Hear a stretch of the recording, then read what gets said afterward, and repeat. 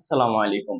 আপনারা যারা আমার ভিডিও আগে থেকেই দেখেন তারা হয়তো মনে করবেন এইটা আবার কি, সেই তো low quality video, unscripted dialogue এবং নর্মাল এডিটিং।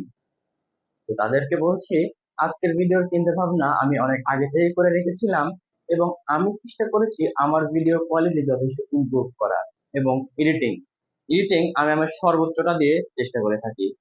তো বেশি কথা না বাড়িয়ে ভিডিও শুরু করা যাক।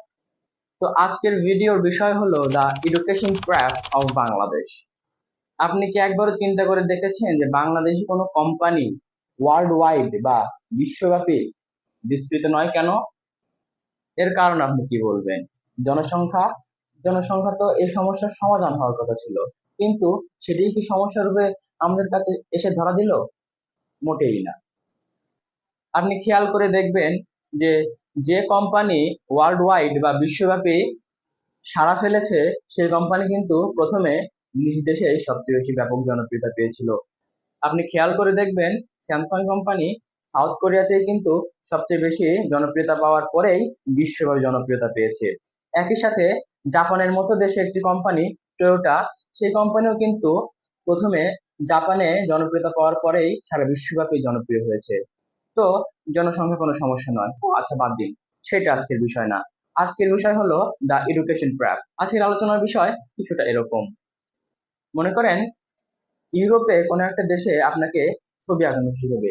তারা সিম্পলি আপনার হাতে খাতা পেন্সিল ধরিয়ে দিয়ে বলবে যে আপনার কি ওই জিনিসটার কথা মনে আছে? হ্যাঁ আছে, তাহলে একটু আঁকান।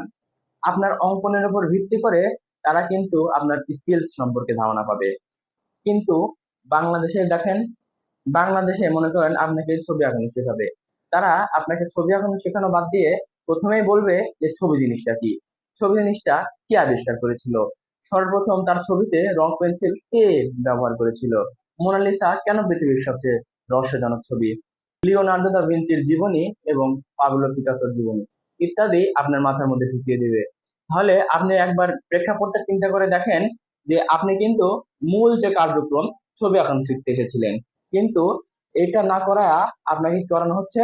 আপনাকে কিন্তু লিওনার্দো দা ভিঞ্চির জীবনী, পাবলো পিকাসোর জীবনী ইত্যাদি আপনার মাথার ভিতরে ঢুকিয়ে দেওয়া হচ্ছে। জন্য কিন্তু আপনি মূল কনসেপ্টটা মিস করে গেলেন।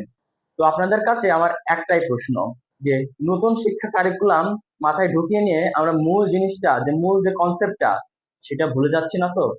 আশা করি আপনার উত্তর কমেন্টে দিবেন এবং এটার পার্ট 2 যদি দেখতে চান সেটাও কমেন্টে বলবেন।